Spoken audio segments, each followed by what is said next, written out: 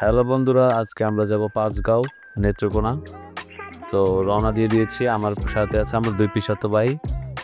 আমরা পাঁচগাঁও পাহাড়ে যাব। তো হঠাৎ করে প্ল্যান পরিবর্তন হলো, আমরা পাঁচগাঁও পাহাড়ে না যেয়ে আমরা আজকে মানু মজুমদারের ফার্ম হাউসে যাব। সেখানে একটি পুকুর আছে, পুকুর থেকে পাহাড় দেখতে খুব সুন্দর লাগে। তো আমরা তার উদ্দেশ্যে রওনা দিয়ে দিয়েছি। এটা হচ্ছে মানু মজুমদারের ফার্ম হাউসে ঢোকার রাস্তা। আমরা এই যে এসে পড়েছি। তো এখান থেকে দেখুন কত সুন্দর পাহাড়, মানে ভিউটাই অন্যরকম। আসলে খুব খুব চোখ জুড়ানো একটি দৃশ্য।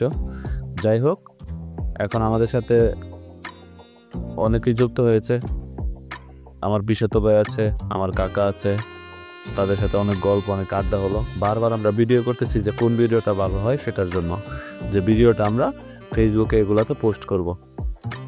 তো হঠাৎ করে মাথার ভিতরে শয়তানি বুদ্ধি আসলো, তো আমরা পাঞ্জা লড়াই করব।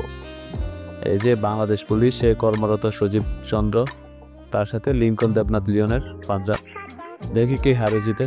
ওহ, ভাগ্যবশত লিঙ্কন লিওন জিতে গেছে, কিছু করার নেই। তো মাথার ভিতরে আমাদের আরো শয়তানি বুদ্ধি খেললো। তারপর দুই ভাইয়ের মধ্যে আমরা লড়াই শুরু করে দিলাম, পাঞ্জা লড়াই। তো দুই ভাই এই যে লড়তে গেল, তো আবার জিতে গেল লিঙ্কন দেবনাথ লিওন। অয়ন হেরে গেল, কিচ্ছু করার নেই। ছোট ভাই ছোটই থাকে, বড়রা বড়ই থাকে। এই যে লিঙ্কন দেবনাথ লিওন টাকা কীভাবে কামাবে, বিয়ে করবে কবে, সেই চিন্তায় মরিয়া। সে আমার ছোট, তবু আমার আগে বিয়ের চিন্তা। আচ্ছা ঠিক আছে, সমস্যা নেই। তো সবাই একসাথে আবার বলল যে আমরা মহিষকলা যাই, মহিষকলা ভালো মিষ্টি এবং রসমালাই পাওয়া যায়। তো আমরা রওনা দিয়ে দিচ্ছি কোনো কিছু চিন্তা না করে। আচ্ছা ঠিক আছে, চলো যাই।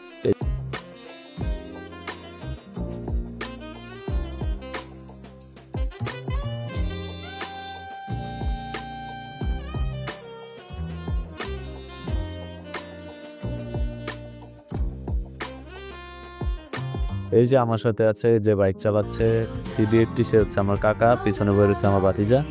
আর এখানে হচ্ছে দুই আমার পিসতো ভাই, আর আমি আমার পিসতো ভাই গাড়ি চালাচ্ছি।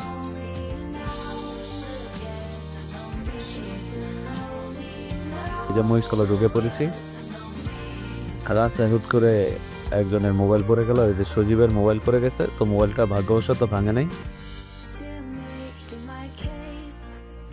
মহিষকলা রাস্তা খুব বাজে, তো এখানে আমরা খুব অনেক কষ্ট করে ঢুকেছি। এই যে আমরা এসে পড়েছি। রসমালাই সাথে একটি মিষ্টি এবং একটি দই খাওয়ার পর আমরা আবার রওনা দিব বাড়ির উদ্দেশ্যে। বাড়ির উদ্দেশ্যে রওনার সময় শয়তানি মাথায় এসেছে, শয়তানি বুদ্ধি তো থাকবেই। তো দোলা খাওয়ানোর ইচ্ছা হলো পিছনে যারা আছে আমাদের। তো দোলা বেশি উঠে নেই, কিছু করার নেই। যাই হোক, চেষ্টা করেছি।